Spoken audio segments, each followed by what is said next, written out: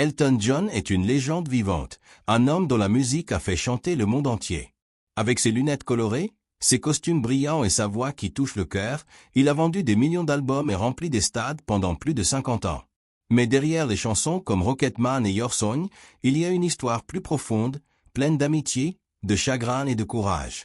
En 2023, Elton a fait quelque chose qui a secoué le monde royal sans qu'il dise un seul mot. Il a refusé une invitation très spéciale, celle du couronnement du roi Charles III et de la reine Camilla. Ce choix, ce silence, était plus fort qu'une interview ou une chanson. C'était un message pour son amie, la princesse Diana, disparue tragiquement en 1997. Pourquoi a-t-il dit non? Était-ce par loyauté envers Diana? Était-ce une manière de montrer une vérité que le palais voulait cacher? Dans ce grand récit, nous allons plonger dans la vie d'Elton John, racontée comme une aventure, avec des mots simples pour que tout le monde comprenne, même les plus petits. Mais avant, n'oubliez pas de liker, de vous abonner et d'activer la cloche de notification pour nous soutenir. Nous allons explorer son passé, ses liens avec la famille royale, son amour pour Diana, et ce choix audacieux qui a fait trembler les murs du palais. Elton John, de son vrai nom Reginald Kenneth Dwight, est né le 25 mars 1947 à Piney, une petite ville près de Londres, en Angleterre. Imaginez un garçon timide avec des lunettes rondes, dans une maison simple où la musique flottait comme un parfum. Son papa, Stanley, était un militaire strict qui jouait de la trompette, et sa maman, Sheila, adorait les disques de jazz et de rock'n'roll. Dès l'âge de 3 ans, le petit Reggie tapait sur les touches d'un vieux piano, comme s'il parlait à un ami. Il n'avait pas beaucoup de jouets, mais le piano était son trésor. À 7 ans, il jouait déjà des mélodies compliquées, et ses voisins disaient « Ce garçon est spécial, comme une étoile qui brille dans la nuit ». À l'école, Reggie était un peu différent. Il n'aimait pas beaucoup le sport ou les jeux bruyants. Il préférait s'asseoir dans un coin avec un livre ou écouter des chansons américaines, comme celles d'Elvis Presley ou de Little Richard. À 11 ans, il a gagné une bourse pour étudier à la Royal Academy of Music, une école prestigieuse à Londres. Là, il apprenait les notes classiques, mais ce qu'il aimait vraiment, c'était le rock, le blues et les chansons qui faisaient danser.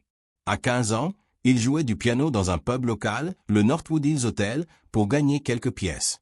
Les clients l'appelaient « le gamin au piano » et riaient en le voyant avec ses grosses lunettes et son sourire gêné. Mais quand il jouait, tout le monde écoutait.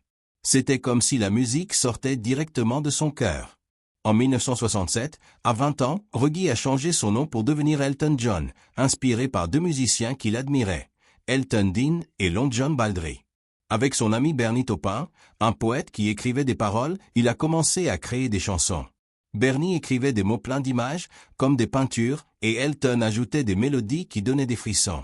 Leur première chanson à succès, Your Song en 1970, était comme une lettre d'amour douce et simple. Le monde entier a chanté « I hope you don't mind, that you put down in word ». Tout à coup, Elton n'était plus le garçon timide de Piney. Il était une star, avec des costumes brillants comme des arcs-en-ciel et des lunettes qui semblaient venues d'une autre planète. Pour les petits, imaginez Elton comme un magicien avec un piano à la place d'une baguette. Il transforme des notes en chansons qui font rire, pleurer ou danser. Mais même en devenant célèbre, il restait un garçon qui voulait juste rendre les gens heureux, comme un clown qui cache parfois une petite tristesse. Elton John n'était pas seulement une star de la musique. Il était aussi un invité spécial dans le monde scintillant de la famille royale britannique. Tout a commencé dans les années 1970, quand la princesse Margaret, la sœur de la reine Elisabeth II, l'a invité à dîner au palais de Kensington. Imaginez un palais comme un château de conte de fées, avec des lustres qui brillent comme des étoiles et des tapis rouges doux comme des nuages. Margaret était différente des autres royaux. Elle aimait la musique, les fêtes et les gens un peu rebelles. Elle a vu Elton, avec ses costumes extravagants et sa voix puissante, et elle a pensé « cet homme est amusant ». Ce dîner n'était pas guindé. Il y avait du vin, des rires et Elton jouant du piano pour les invités. C'était comme si un oiseau coloré était entré dans un nid très sérieux. En 1981, Elton a eu un moment encore plus incroyable. Il a été invité au château de Windsor pour l'anniversaire du prince Andrew, le fils de la reine. Elton s'attendait à une soirée calme avec des gens en costume strict. Mais non. C'était une fête disco, avec des lumières qui clignotaient et de la musique qui faisait vibrer les murs. Elton a dansé avec la princesse Anne, la sœur d'Andrew, et même avec la reine Elisabeth II. La reine, tenant son petit sac à main, se balançait sur Rock Around the Clock. Elton a écrit dans son livre « ses mémoires publiées en 2019, qu'il essayait d'agir comme si tout était normal, mais au fond, il était émerveillé. Comment un garçon de Pinet pouvait-il danser avec la reine d'Angleterre? Mais tout n'était pas toujours rose. Une fois, au château de Windsor, le prince Philippe, le mari de la reine, a regardé la voiture d'Elton, une Aston Martin jaune vif, et lui a dit « Débarrasse-toi de ça, tu as l'air ridicule. » Elton a ri, mais ses mots l'ont piqué. Il savait qu'il n'était pas tout à fait comme les autres invités royaux. Il était l'artiste, l'amuseur, pas un noble. Pourtant, il revenait souvent. La reine Elisabeth II aimait son humour. Une fois, lors d'un dîner privé, elle a insisté pour danser sur une vieille chanson irlandaise, Slattery's Mounted Foot. Elton a joué, amusé, mais il sentait qu'il restait un étranger, un peu comme un clown invité à la cour. Son moment préféré? Lors d'une fête, il a vu la reine donner une petite tape sur la joue de son neveu, le vicomte Linley, en disant « Ne discute pas, je suis la reine ». Puis elle s'est tournée vers Elton et lui a fait un clin d'œil. Ce clin d'œil, c'était comme un secret partagé, un moment où la reine montrait qu'elle était humaine, drôle, pas juste un titre. Elton n'a jamais oublié ça. Ces rencontres ont tissé un lien spécial entre lui et la monarchie. Il a chanté pour 3 jubilés de la reine, 1977, 2002, 2012, et en 1998, elle l'a anobli, faisant de lui Sir Elton John. Mais tout a changé avec une femme qui allait devenir sa meilleure amie, la princesse Diana. Pour les petits, imaginez Elton comme un troubadour qui entre dans un château. Il joue des chansons, fait rire les princes, mais il sait qu'il est différent. La reine lui sourit, mais il reste un peu à l'écart, comme un oiseau qui chante pour tout le monde mais garde ses secrets. Elton John et la princesse Diana se sont rencontrés dans les années 1980 et leur amitié était comme une étoile filante, brillante, belle, mais trop courte. Diana était différente des autres royaux. Elle avait un sourire qui réchauffait les cœurs, mais aussi une tristesse cachée dans les yeux. Elle aimait les gens, pas seulement les titres, et elle se battait pour des causes comme les enfants malades, les sans-abri et les victimes du sida. À l'époque, le sida était une maladie qui faisait peur et peu de gens osaient en parler. Mais Diana serrait la main des malades, montrant au monde qu'ils méritaient de l'amour. Elton, qui soutenait aussi cette cause, l'a admirée pour ça. Ils se sont rapprochés, comme 2 amis qui partagent un secret. Elton et Diana parlaient de tout, leur chagrin d'amour, leur peur, et même leur dispute avec la presse. Diana souffrait dans son mariage avec le prince Charles. Elle se sentait seule dans le palais, comme une princesse enfermée dans une tour. Elton, qui avait eu ses propres luttes avec la drogue et la célébrité, comprenait ce qu'elle vivait. Il passait des heures au téléphone, parfois tard dans la nuit, à rire ou à pleurer. Elton disait, Diana était comme une sœur. Elle était vraie, même quand le monde voulait qu'elle soit parfaite. En 1995, Diana a donné une interview célèbre à la BBC, dans l'émission Panorama. Elle a parlé de son mariage et a dit « Nous étions 3 dans ce mariage, c'était un peu trop ». La 3e personne, c'était Camilla Parker Bowles, la femme que Charles aimait. Ces mots ont choqué le monde, mais pour Elton, ils étaient une preuve du courage de Diana. Elle disait la vérité, même si ça faisait mal. Quand elle a divorcé en 1996, Elton était là pour la soutenir, comme un frère qui tend la main. Mais en août 1997, tout s'est arrêté. Diana est morte dans un accident de voiture à Paris, poursuivie par des paparazzi. Le monde entier a pleuré, et Elton était dévasté. Il a dit dans une interview, « C'était comme perdre une partie de moi ». Pour ses funérailles, il a réécrit sa chanson Candle in the Wind, qui parlait à l'origine de Marilyn Monroe, pour en faire un hommage à Diana. Lors de la cérémonie à l'abbaye de Westminster, devant des millions de téléspectateurs, il a chanté « Goodbye, England's Rose ». Sa voix tremblait, ses larmes coulaient, et le monde pleurait avec lui. Cette chanson est devenue un symbole d'amour et de perte, vendue à 33 millions d'exemplaires, avec tout l'argent donné aux œuvres de charité de Diana. Pour les petits, imaginez Diana comme une princesse avec un cœur en or, qui donne des câlins à tout le monde. Elton est son meilleur ami, un musicien qui joue des chansons pour la faire sourire. Quand elle s'en va, il chante une dernière fois pour elle, comme un oiseau qui dit adieu à son ami étoile. Après la mort de Diana, quelque chose a changé pour Elton. Il continuait à chanter pour la reine, à sourire lors des événements royaux, mais son cœur n'était plus tout à fait là. La famille royale, qu'il appelait parfois « the firm », l'entreprise, était un monde de règles et de secrets. Elton avait vu comment Diana avait souffert, critiquée par les journaux, ignorée par certains royaux, et poursuivie par les paparazzi jusqu'à sa mort. Il ne pouvait pas oublier ça. Et au centre de cette douleur, il y avait Camilla, la femme que Charles aimait depuis longtemps. Elton n'a jamais été méchant avec Camilla. Il était poli, comme un gentleman, mais il gardait ses distances. Quand Charles et Camilla se sont mariés en 2005, à la mairie de Windsor, Elton n'a pas fait de commentaires joyeux. Il n'a pas chanté pour eux, n'a pas écrit de lettres publiques. Il est resté silencieux, et ce silence parlait fort. Dans une interview avec Variety en 2023, il a raconté une anecdote amusante. Son mariage civil avec son mari, David Furnish, s'était aussi tenu à la mairie de Windsor, le même jour que celui de Charles et Camilla. Avec un petit rire, il a dit « On a eu une plus grande foule ». Pour beaucoup, c'était juste une blague, mais pour ceux qui connaissaient son histoire, c'était une manière de dire « Je n'oublie pas Diana ». Certains chroniqueurs royaux, comme Rebecca English du Daily Mail, ont défendu Camilla, disant que la foule était énorme pour son mariage. Mais le message d'Elton était clair, sa loyauté restait ailleurs. Elton était aussi proche des fils de Diana, les princes William et Harry. Après la mort de leur mère, il les a soutenus, surtout Harry, qui était encore un adolescent. Elton voyait en lui le même esprit libre que Diana, un garçon qui voulait changer les choses. Quand Harry a épousé Meghan Markle en 2018, Elton était là, chantant lors de la réception. Mais quand Harry et Meghan ont quitté la vie royale en 2020, critiqués par les journaux et parfois par la famille, Elton les a défendus. Les tabloïds les accusaient d'être hypocrites pour avoir utilisé un jet privé, mais Elton a écrit sur les réseaux sociaux « J'ai payé ce vol pour leur sécurité ». C'est ce que Diana aurait voulu. Ce n'était pas juste une défense, c'était un cri pour protéger l'héritage de son ami. Pour les petits, imaginez Elton comme un chevalier musical. Il brandit son piano comme une épée pour protéger ses amis, surtout Diana et ses enfants. Mais face à Camilla, il baisse son arme et se tait, comme un chevalier qui refuse de saluer un drapeau qu'il ne reconnaît pas. Elton et Harry étaient très proches, comme un oncle et son neveu. Ils partageaient le deuil de Diana et un amour pour les causes humanitaires. Mais en 2019, un incident a créé une fissure. Elton a publié ses mémoires, et a accepté que le Daily Mail en publie des extraits. Le Daily Mail était un journal que Diana détestait, car il l'avait harcelé pendant des années. Harry, dans son propre livre Spare, 2023, raconte qu'il était blessé. Pendant des vacances chez Elton, dans sa maison du sud de la France, Harry lui a demandé pourquoi il avait choisi ce journal. Elton a répondu simplement « Je voulais que les gens lisent mon livre ». Pas d'excuses, pas de longues explications.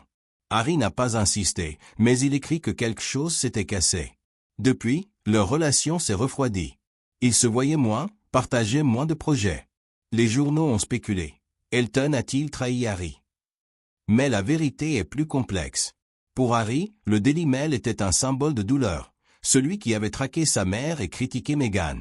Pour Elton, c'était juste un moyen de raconter son histoire après des années à se battre contre la presse.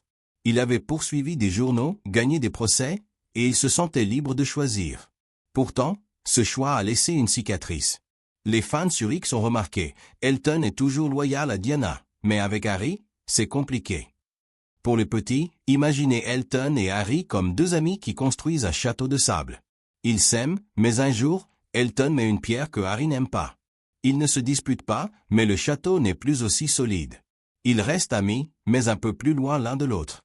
En mai 2023, le couronnement du roi Charles III et de la reine Camilla était un moment historique. Après la mort de la reine Élisabeth II en septembre 2022, Charles devenait roi, et Camilla, sa femme depuis 2005, prenait le titre de reine consort. Le palais a organisé une cérémonie grandiose à l'abbaye de Westminster, avec des couronnes dorées, des robes en velours et des invités du monde entier, présidents, stars, aristocrates. Une invitation est arrivée chez Elton John, à Windsor, où il vivait avec David Furnish et leurs deux fils, Zachary et Elia. Tout le monde pensait qu'il serait là. Après tout, il avait chanté pour la reine, il était Sir Elton, un ami des royaux depuis des décennies. Mais Elton n'est pas venu. Son absence était comme un coup de tonnerre silencieux. Les journaux ont titré « Où est Elton John ?» Certains ont dit qu'il était malade, car il avait annoncé la fin de sa tournée mondiale Farewell Yellow Brick Road en 2023, après des problèmes de santé comme une opération de la hanche. D'autres ont murmuré « C'est à cause de Diana ». Les initiés savaient que c'était un choix. Assister au couronnement, c'était accepter Camilla comme reine, la femme que beaucoup associaient encore à la douleur de Diana. Pour Elton, c'était une ligne qu'il ne pouvait pas franchir. Il n'a pas donné d'interview pour expliquer. Il n'a pas écrit de chanson contre Camilla. Il a simplement dit non, et ce non parlait plus fort qu'un discours. Les chroniqueurs royaux étaient divisés. Certains, comme ceux du Daily Mail, ont appelé ça un manque de respect. D'autres, comme les fans sur X, ont écrit « Elton est fidèle à Diana même après tout ce temps ». Pour beaucoup, ce silence était une protestation, une manière de dire « Je n'oublie pas ce que Diana a vécu ». Camilla avait gagné sa place. La reine Elisabeth II lui avait donné sa bénédiction avant de mourir et le public s'était adouci avec le temps. Mais pour Elton, l'histoire n'était pas si simple. Diana avait dit dans Panorama, « Nous étions 3 dans ce mariage ». Cette phrase, comme une cicatrice, restait gravée dans son cœur. Il voyait Camilla non pas comme une méchante, mais comme un symbole de ceux qui avaient brisé son ami. Pour le petit, imaginez Elton comme un gardien d'un jardin secret. Dans ce jardin, il y a une rose appelée Diana, la plus belle de toutes. Quand on lui demande de planter une nouvelle fleur à sa place, il secoue la tête et dit « Non, ma rose est toujours là ». Son silence est comme un bouclier pour protéger son souvenir. Pourquoi Diana était-elle si importante pour Elton? Revenons en arrière. Diana n'était pas juste une princesse. Elle était une révolution dans un monde de tradition. Elle touchait les gens, littéralement et figurativement. Quand elle serrait la main d'un malade du sida, elle montrait que l'amour était plus fort que la peur. Quand elle marchait dans un champ de mine pour soutenir les victimes, elle prouvait que le courage n'a pas besoin d'une couronne. Elton, qui avait créé la Elton John Ideas Foundation en 1992, voyait en elle une alliée. Ensemble, ils organisaient des galas, collectaient des millions pour les malades. Diana n'avait pas peur de se salir les mains, et Elton aimait ça. Mais Diana souffrait. Son mariage avec Charles était un conte de fées brisées. Elle luttait contre la boulimie, une maladie qui la faisait se sentir vide. Elle se sentait rejetée par la famille royale, surveillée par les journaux. Elton l'écoutait, la consolait. Il savait ce que c'était d'être sous les projecteurs, jugé pour chaque pas. Dans ses mémoires, il écrit « Diana n'était pas parfaite, mais elle était vraie. Elle donnait tout, même quand elle n'avait plus rien. » Quand elle est morte, Elton a ressenti une colère profonde, pas seulement contre les paparazzi, mais contre un système qui, selon lui, avait laissé Diana seule. Les enquêtes ont blâmé le chauffeur, les photographes, mais pour Elton, c'était plus grand. Des années de rejet, de froideur, de règles royales qui écrasaient une âme sensible. Le couronnement de Camilla, en 2023, était censé être un nouveau chapitre. Les journaux parlaient de « rédemption » pour Camilla, qui s'était battue pour être acceptée. Elle soutenait des causes comme les violences domestiques et l'alphabétisation, et beaucoup l'admiraient. Mais pour Elton, ce moment était comme réécrire l'histoire. Accepter Camilla comme reine, c'était comme effacer un peu Diana. Il ne pouvait pas. Son absence n'était pas de la haine, mais une promesse tenue, ne jamais oublier son ami. Pour les petits, Diana est comme une fée lumineuse dans un royaume sombre. Elle danse, aide les autres, mais parfois, elle pleure seule. Elton est son ami fidèle, qui garde sa lumière allumée, même quand le royaume veut mettre une nouvelle lampe à sa place. Elton John n'est pas seulement un ami de Diana ou un invité des royaux. C'est une icône mondiale. Depuis les années 1970, il a créé des chansons qui sont comme des tableaux. Tiny Dancer raconte une danseuse libre, Rocketman parle d'un astronaute seul dans l'espace, I'm Still Standing est un cri de victoire après les épreuves. Il a vendu plus de 300 millions d'albums, gagné 5 Grammy Awards et rempli des stades du monde entier. Mais sa vie n'était pas toujours facile. Dans les années 1970 et 1980, il a lutté contre la drogue, l'alcool et la pression d'être une star. Il a touché le fond, mais il s'est relevé, devenant sobre en 1990. Il a dit « J'ai appris que la vie est précieuse et qu'on doit se battre pour ce qui compte ». En 2005, il a épousé David Furnish, un cinéaste canadien, dans une cérémonie simple à Windsor. Ils ont 2 fils, Zachary, né en 2010, et Elia, né en 2013, qu'ils élèvent avec amour. Elton a ralenti sa carrière pour être un papa présent, mais il n'a jamais arrêté de se battre pour les autres. Sa fondation contre le sida a collecté plus de 450 millions de dollars, aidant des millions de personnes. Il a aussi soutenu des causes pour les droits LGBTQ+, l'environnement et les enfants défavorisés. En 2023, il a terminé sa dernière tournée, Farewell Yellow Brick Road, après plus de 300 concerts. À 76 ans, Il a dit, « Je veux passer du temps avec ma famille, mais je chanterai toujours. » Pour les petits, Elton est comme un sorcier de la musique. Il porte des capes brillantes, mais son vrai pouvoir est dans son cœur. Il aide les gens, comme un héros qui donne des couvertures aux personnes qui ont froid. L'absence d'Elton au couronnement de 2023 n'était pas juste un choix personnel. C'était un miroir tendu à la monarchie et au monde. En disant non, il rappelait une vérité, l'histoire de Diana n'est pas un vieux conte qu'on peut ranger. Elle vit dans ses fils, William et Harry, dans les œuvres qu'elle a soutenues, et dans les cœurs de ceux qui l'aimaient. Elton n'a pas eu besoin de crier ou d'écrire une chanson. Son silence était une chanson en soi, une note tenue pour Diana. Pensez-vous qu'Elton a eu raison de rester chez lui? Ou était-il temps de tourner la page? Son choix montre que parfois, dire non est plus fort que dire oui. Comme il l'a dit un jour, la mémoire, c'est vivre. C'est porter quelqu'un avec soi. Elton porte Diana, et il continuera, même quand les projecteurs s'éteindront. Partagez vos pensées dans les commentaires, et si vous aimez les histoires de musique, d'amitié et de courage, likez, partagez et abonnez-vous pour plus d'aventures derrière les portes du palais.